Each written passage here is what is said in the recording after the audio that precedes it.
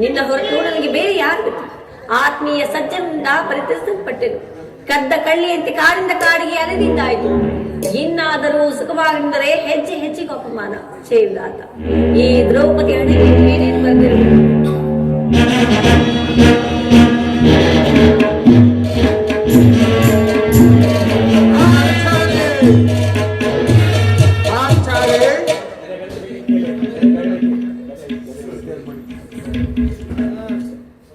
ಪಾಂಚಾಲಿ, ಏಕೆ ರೋಧಿಸುತ್ತಿರುವೆ? ನಿಷ್ಕಾರಣವಾಗಿ ಅಳುತ್ತಿರುವೆ ಏಕೆ? ಹೇಗೆ, ಏನಾಯ್ತು? ಕಾರಣವೇಳು? ನಾನು ನಿಷ್ಕಾರಣವಾಗಿ ಅಳುತ್ತಿಲ್ಲ. ನನ್ನ ಅಳುವಿಗೆ ಒಂದಲ್ಲ 10 ಕಾರಣಗಳು. ನೀವಾದ್ರು ಪುರುಷರು, ನಿಮ್ಮನ್ನು ಯಾರಾದರೂ ಅಪಮಾನ ಪಡಿಸಿದರೆ ಅಥವಾ ದುರ್ವಾಕ್ಯದಲ್ಲಿ ನಡೆದರೆ ಅವರಿಗೆ ನೀವೇ ತಕ್ಕ ಪ್ರತಿಕಾರ ಮಾಡುವುದು. ಆದರೆ ಸ್ತ್ರೀಯ ವಿಚಾರವು ಹಾಗಲ್ಲ. ಅನ್ನ ವಸ್ತ್ರಗಳಿಗಾಗಿ ಆಕೆಯ ಫಲವನ್ನು ಆಚರಿಸಬೇಕು. ಶ್ರೇಯಾತ, ಇಂತಹ ಪರಾಧೀನ ಸ್ತ್ರೀ ಜಾತಿಯನ್ನು ಏಕಗತಿಸಿರುವೆ.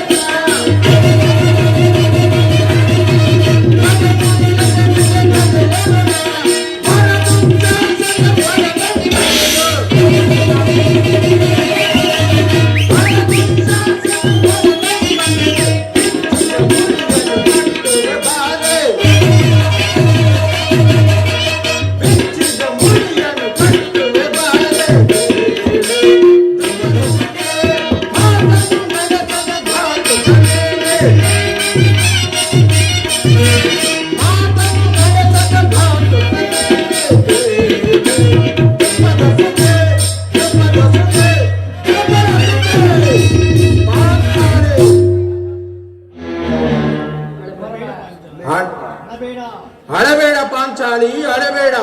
ಸ್ತ್ರೀಯರ ಪರಾಧೀನತೆಯು ನಮ್ಮ ಸಮಾಜದ ನಿಯಮ, ಭಗತ್ ಸ್ವರೂಪರಾದ ಋಷಿಗಳ ಆಜ್ಞೆ. ಏನೆಂದಿರಿ? ಕೈ ಹಿಡಿದ ಪತ್ನಿಯನ್ನು ದ್ಯೂತಲ್ಪಣವಾದ ಸೋಲುವಂತೆ ಆ ನಿಮ್ಮ ಋಷಿಗಳೇ ಆಜ್ಞೆ ಮಾಡಿದ್ದರಲ್ಲವೇ? ಪತಿಗಳು ತಪಸ್ ಮಾಡಿಯೇ ಕೊಡಬೇಕು ನಿಮ್ಮಂತಹ ಹೇಡಿ ಪತಿಗಳನ್ನು. ದೇವಿ, ಅಣ್ಣನ ಒಂದು ದಿನದ ಅವಿವೇಕದಿಂದ ಈ ನಿಂದನೆಯು ಸಾಯುವವರೆಗೂ ನಮ್ಮನ್ನು ಬಿಟ್ಟಿದ್ದಲ್ಲ. ಆಗಿದ್ದು ಆಗಿ ಹೋಯಿತು. ಈಗ ಏನಾಯ್ತು ಅದನ್ನು ಎನ್ನುಡದೆ ತಿಳಿಸಬಾರದೆ? ತಿಳಿಸುವೆನು, ಆದ್ರೆ ಅದರಿಂದ ನನಗಾಗುವ ಪ್ರಯೋಜನವಾದ್ರೂ ಏನು? ತಾವಷ್ಟೇ ಆಗಲಿ ಅಣ್ಣನ ಆಜ್ಞಾಧಾರಕರಲ್ಲವೇ? ಅದು ಅಂದಿನ ಮಾತು. ನಾನು ಈಗ ಯಾರ ಆಜ್ಞಾಧಾರಕನೂ ಅಲ್ಲ. ಹಾಗಾದ್ರೆ ಹೇಳು ಕೇಳಿ. ಇಂದು ಹಸನಾಂಬೆ ಮಂದಿರಕ್ಕೆ ದೇವಿ ದರ್ಶನಕ್ಕೆಂದು ಹೋಗಿದ್ದೆನು. ಅಲ್ಲಿಗೆ ದುರ್ಯೋಧನ ಪತ್ನಿಯಾದ ಭಾನುಮತಿ ಬಂದಿದ್ದಳು. ಆಕೆ ನನ್ನನ್ನು ನೋಡಿ, ನಿನ್ನ ಪತಿಗಳು ವಾಸಕ್ಕಾಗಿ 5 ಗ್ರಾಮಗಳನ್ನು ಬಿಡಲು ದೂತನನ್ನು ಸಂಧಿಗ ಕಳಿಸಿರುವರು, ಇನ್ನೇನು ಸಂಧಿಯಾಗುವುದು. ಆಗಲಾದರೂ ಈ ನಿನ್ನ ಬೀಜದ ಕೇಶರಾಶಿಯನ್ನು ಕಟ್ಟುವೆಷ್ಟೆಂದು ಪರಿಹಾಸ್ಯ ಮಾಡಿ ನಕ್ಕಳು ಸ್ವಾಮಿ. ದೇವಿ, ಪುನಃ ನನ್ನ ಬಾಯಿಂದ ಆ ಪ್ರತಿಜ್ಞಾ ವಾಕ್ಯವನ್ನು ಕೇಳಬೇಕಾದ ಅಪೇಕ್ಷಿಸಿರಲಿಲ್ಲವೇ? ಹಾಗಾದರೆ ನನ್ನ ಸಂದೇಹವು ನಿಶ್ಚಯ ನಿಶ್ಚಯವಾಯಿತು. ಯಾರು ರಾಯಭಾರಕ್ಕೆ ಹೋಗಿರುವರು? ಮತ್ತಿನ್ನಾರು ನಮ್ಮ ಅಣ್ಣನಾದ ಶ್ರೀಕೃಷ್ಣ ಪರಮಾತ್ಮನು. ಗೋಪಾಂಗನೆಯರ ವಿಲಾಸ ವಿಭ್ರಮಗಳಲ್ಲಿ ಸದಾ ಮಗ್ನನಾಗಿರುವ ಆ ಯದುಪತಿಯು ಯುದ್ಧವನ್ನು ಮರೆಯುವುದು ಸಹಜ. ದೇವಿ, ಅರ್ಜುನನು ದ್ವಾರಕೆಯಿಂದ ಹಿಂದಿರುಗಿದಾಗಲೇ ನನಗೆ ಹೀಗಾಗಬಹುದೆಂದು ತಿಳಿದಿತ್ತು. ಭಾನುಮತಿಗೆ ಏನೆಂದು ಉತ್ತರವನ್ನು ಕೊಟ್ಟೆ? ಪ್ರಾಣೇಶ್ವರ, ನಾನೆಷ್ಟೇ ಆಗ್ಲಿ ನೀವು ಸ್ತ್ರೀ ಪತ್ನಿ ಅಲ್ಲವೇ? ಅವಳ ಪ್ರಶ್ನೆಗೆ ತಕ್ಕ ಉತ್ತರವನ್ನೇ ಕೊಟ್ಟಿರುವೆನು. ಅದೇ ಏನೆಂದು? ನಿನ್ನ ಕಟ್ಟಿದ ಮುಡಿಯನ್ನು ಬಿಡಿಸುವ ತನಕ ಈ ನನ್ನ ಬಿಚ್ಚಿದ ಮುಡಿಯನ್ನು ಕಟ್ಟುವುದಿಲ್ಲವೇ ಭಾನುಮತಿ ಎಂದು. ಬಾಪು ಪಾಂಚಾಲಿ, ಬಾಪು ಸರಿಯಾದ ಉತ್ತರವನ್ನೇ ಕೊಟ್ಟಿರುವೆ.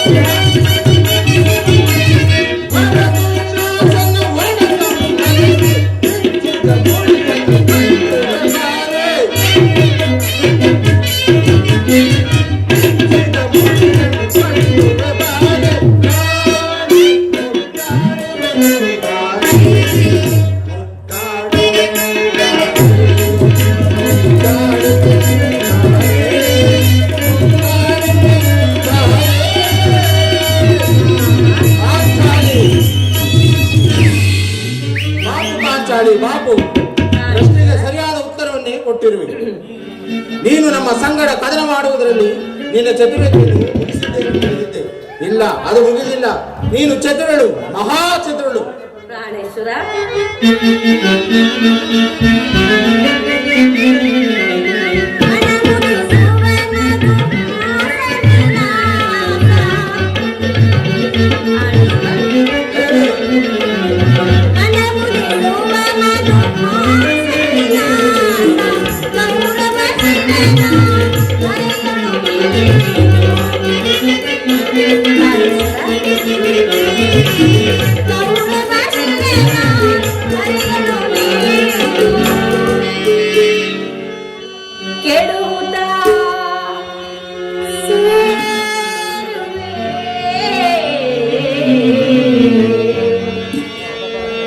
ಪ್ರಾಣೇಶ್ವರ ದೇವಿ,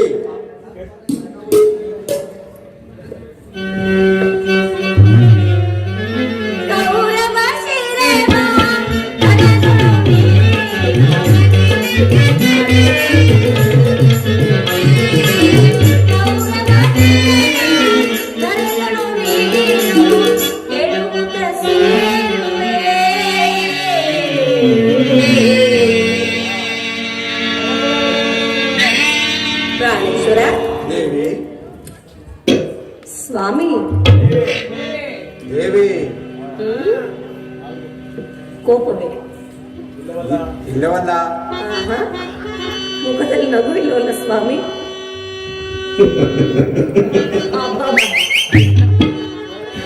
ಕೆಡುಹುತ ಸೇರುವೆ ಕಾಂತೆಯರೇ,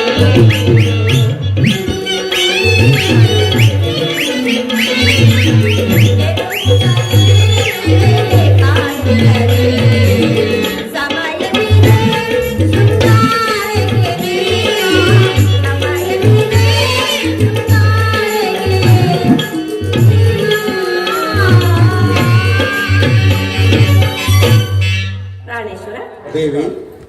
ನೆನಪಿರುವುದೇ, ಹಿಂದೊಂದು ದಿನ ಈ ನನ್ನ ಬಿಚ್ಚದ ಕೇಶರಾಶಿಯನ್ನು ಕಂಡು ಗುರುಕುಲ ಅಂತ ಕಾಲರಾತ್ರಿಯನ್ನು ಸಂಬೋಧಿಸಿದಿರಿ ಮತ್ತು ಇನ್ನೂ ಏನೇನು ನುಡಿಯಿಲ್ಲವೇ?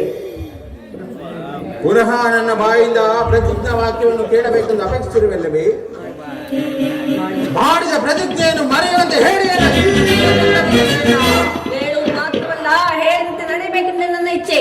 ಸುಮ್ಮನೆ ಕೂತ್ರೆ ನಾವು ತಾವೆಷ್ಟೇ ಆಗಲಿ ನನ್ನ ಅಜ್ಞಾಧಾರಕರಲ್ಲವೇ? ಅಂದಿನ ಮಾತು. ನಾನೀಗ ಯಾರ ಅಜ್ಞಾಧಾರಕನೂ ಅಲ್ಲ.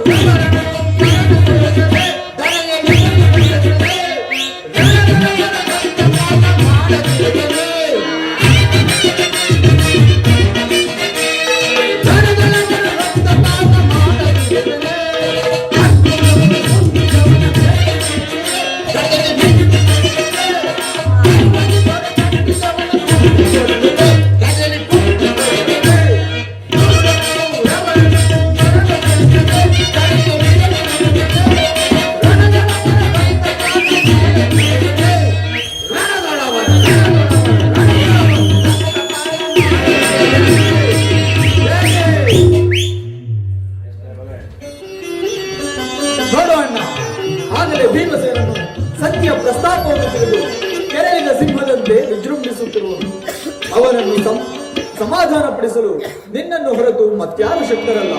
ಹೌದಾ ಅರ್ಜುನ? ಈ ಸಾರಿ ಭೀಮಸೇನನ ಕೋಪಕ್ಕೆ ದ್ರೌಪದಿ ಮೂಲ ಕಾರಣ ಎಂದು ತೋರುತ್ತಿರುವುದು. ಅಂದು ಶ್ರೀಕೃಷ್ಣ ಪರಮಾತ್ಮನು ಹೇಳುತ್ತಿದ್ದನು, ಜಗತ್ತಿನ ಸುಖ ದುಃಖಗಳಿಗೆಲ್ಲ ಸ್ತ್ರೀಯರೇ ಮೂಲ ಕಾರಣ. ಸಹೋದರ ಭೀಮಸೇನ, ನನ್ನಲ್ಲಿ ಕೋಪವೇ ತಮ್ಮ?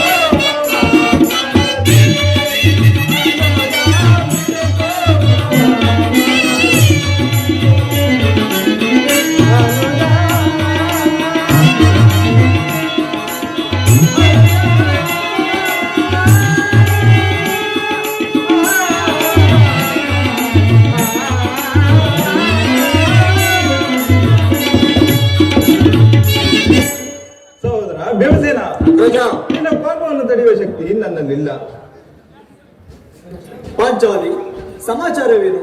ಅಣ್ಣನೇಕೆ ಸಿಟ್ಟಾಗಿರುವನು? ಏಕೆ ಈ ನನ್ನ ಬಿರುಕೂದಲು ನಿಮ್ಮ ಪ್ರಶ್ನೆಗೆ ತಕ್ಕ ಉತ್ತರ ಕೊಡ್ತಿಲ್ಲವೇ? ಅಗ್ರಜ, ನನಗೆ ಯಾರಲ್ಲಿಯೂ ಕೋಪವಿಲ್ಲ. ಈ ಸಂಧಿಯ ಸುದ್ದಿಯು ನನಗೆ ಅನಾವಶ್ಯಕ.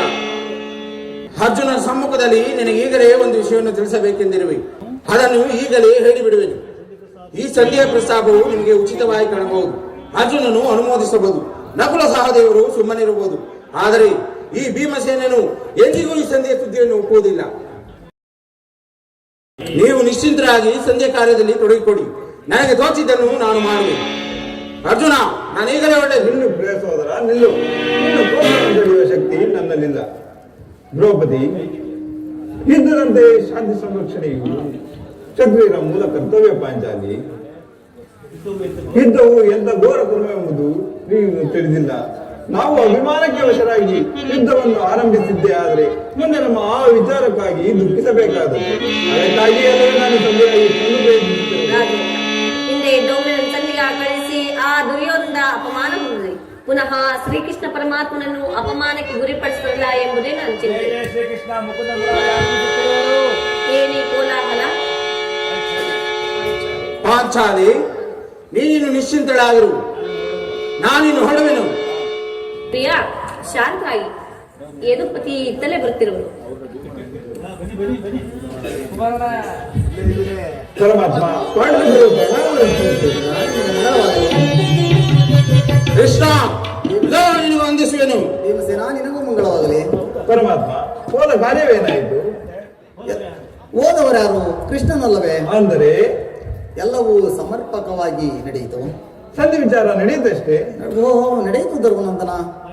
ಪಾಂಚಾಲಿ, ಇಲ್ಲಿರುವುದು ನನಗೆ ಸರಿ ಇಲ್ಲ. ನಾನು ಈಗಲೇ ಹೊರಡುವೆನು. ಶಾಂತರಾಗಿ. ಅಣ್ಣನ ಮಾತು ಮುಗಿಯಲಿ. ಅಯ್ಯೋ, ನಿಮ್ಮ ಅಣ್ಣನ ಮಾತು ಮುಗಿಯುವುದರಲ್ಲಿ ನನ್ನ ತಾಳ್ಮೆಯೇ ಮುಗಿದು ಹೋಗುವುದು. ಸಭೆಯಲ್ಲಿ ಏನೇನು ನಡೆಯಿತು? ಎಲ್ಲವೂ ತಕ್ಕ ರೀತಿಯಲ್ಲಿ ನಾನು ನಿರೀಕ್ಷಿಸಿದಂತೆ ನಡೆಯಿತು. ನಾನಿನ್ನು ತಡೆಯಲಾರೆ ರುಕ್ಮಿಣಿ ಪದವಿ. ಅಗ್ರಜನ ಅಪೇಕ್ಷೆಯಂತೆ 5 ಗ್ರಾಮಗಳಿಗೆ ಸಂಧಿ ಆಯಿತೆ. ಭೀಮಸೇನ, ನಾನು ಓದುವುದು ಅದಕ್ಕಾಗಿ ಅಲ್ಲವೇ? ಕೃಷ್ಣ, ಈಗ ತಿಳಿಯಿತು ನಿನ್ನ ಅಭಿಮತ. ಅಜ್ಞಾತ ವಾಸದಿಂದ ಅರ್ಜುನನು ಸೀರೆ ಬೆಳೆಗಳನ್ನು ತೊಟ್ಟನು. ಈಗ ಈ ಸಂಧಿ ವಿಚಾರದಿಂದ ನಮ್ಮ ಐವರಿಗೂ ಸೀರೆ ಬೆಳೆಗಳನ್ನು ತೊಡಿಸಬೇಕೆಂದು ಅವಳಿಸುತ್ತಿರಲ್ವೇ? ಯಾರ ಆಕರಣೆ? ಈ ಪಾಂಡುಪುತ್ರರ ಮೇಲೆ ಏಕೆ ಇಷ್ಟು ಆಕ್ರೋಶ? ಭೀಮಸೇನ, ನಿನಗೆ ಇಷ್ಟೊಂದು ಅಸಹನೆ ಏಕೆ? ಸಾವಧಾನದಿಂದ ನನ್ನ ಮಾತನ್ನು ಪೂರ್ಣವಾಗಿ ಕೇಳು. ನಿನಗೆ ಹೆಚ್ಚಿಗೆ ಸಂಬಂಧಿಸಿದ ವಿಷಯವಾಗಿದೆ.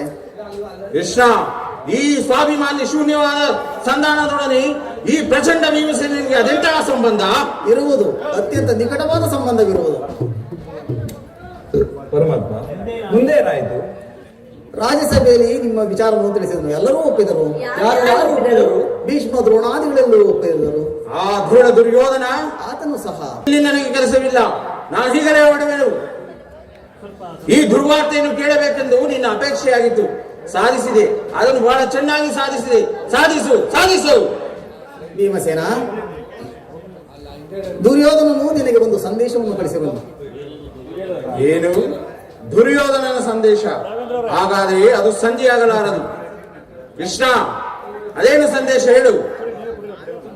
ಭೀಮಸೇನ, ಅದನ್ನು ಕೇಳುವ ಇಚ್ಛೆ ಇದ್ದರೆ ನನ್ನ ಬಳಿಯಲ್ಲಿ ಕೈಕಟ್ಟಿಕೊಂಡು ಕುಳಿತುಕೊಂಡರೆ ಮಾತ್ರ ಹೇಳುವೆನು. ಇಲ್ಲ, ನಿಂತಲೇ ಹೇಳಿಬಿಡು.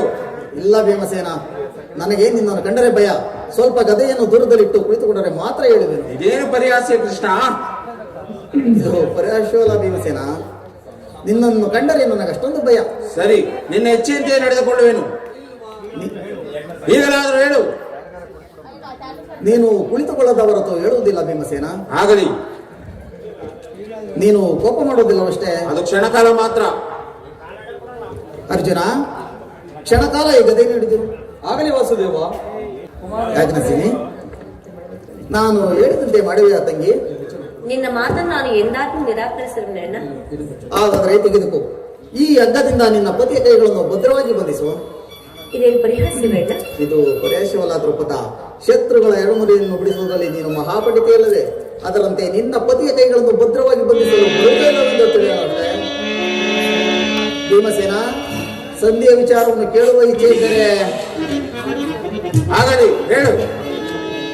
ವಂಚನೆ. ಪಾಂಚಾಲಿ, ಕೃಷ್ಣನು ಹೇಳಿದಂತೆ ನನ್ನ ಕೈಗಳನ್ನು ಬಂಧಿಸು. ಕೋಪಿಸಿಕೊಳ್ಳುವುದಿಲ್ಲವೇ? ಇಲ್ಲ, ಮನಸ್ಸಲ್ಲಿ ಸ್ವಾಮಿ. ಬಂಧಿಸಿ.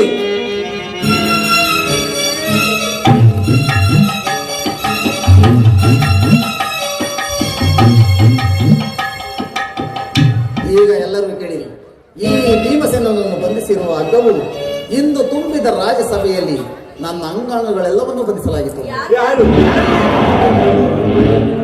ದುರಾಭಿಮಾನಿಯಾದ ದುರ್ಯೋಧನನ್ನು ಆಜ್ಞೆ ಮಾಡಿದನು, ದುರಾಚಾರಿಯಾದ ಆತನ ತಮ್ಮ ದುಶ್ಯಾಸನನ್ನು ಬಂಧಿಸಿದನು. ಇಂತಹ ಸಾಹಸ ಅವರಿಗೆ ಮತ್ತಾರಿಗೆ? ಕೃಷ್ಣ, ಇದೇನು ಹೇಳಿದೆ?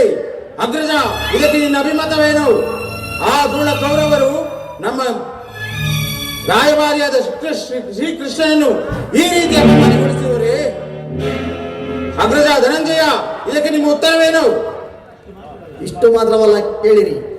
ಸಂಧಾನಕ್ಕೆ ಒಟ್ಟ ಉತ್ತರವನ್ನು ಹೇಳುವುದನ್ನು ಕೇಳಿರಿ. 5 ಗ್ರಾಮಗಳಲ್ಲ, 5 ಮಾರು ಭೂಮಿಯನ್ನು ಕೊಡಲು ಇಚ್ಛಿಸಲಿಲ್ಲ.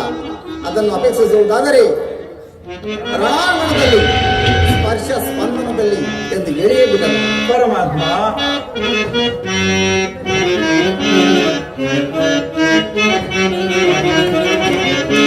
ಕಣ್ಣು ಕಣ್ಣು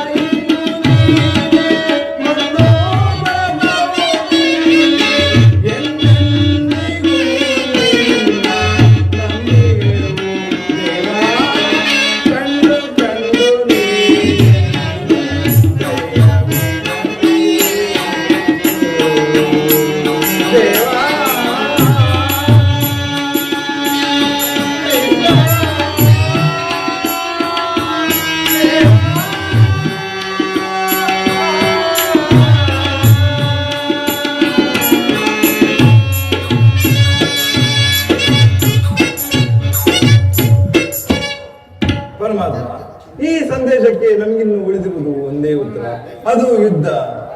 ನನ್ನ ಪ್ರಯತ್ನಗಳೆಲ್ಲ ವಿಫಲವಾಗಿ ಮುಂದೆ ಬಂದು ನಿಂತಿರುವುದು ಯುದ್ಧ. ಕೃಷ್ಣ, ಈ ಕೃತ್ಯದಿಂದ ಆ ಧೂಳ ಕೌರವರ ಕೃತ್ಯವು ಶಿಖರವನ್ನೇರಿತು. ತನ್ನ ಕೈಗಳನ್ನು ಬಿಡಿಸು. ಅಗ್ರಜ, ನೀನಾದ್ರೂ ನನ್ನ ಕೈಗಳನ್ನು ಬಿಡಿಸು. ಧನಂಜಯ, ನೀನಾದ್ರೆ ಕೈಗಳನ್ನು ಬಿಡಿಸು. ಯಾರು ಬಿಡಿಸಿಕೊಳ್ಳದೆ ನಾನೇ ಬಿಡಿಸಿಕೊಳ್ಳದೆ. ಎಲ್ಲಿ ನನ್ನ ಕಲೆ?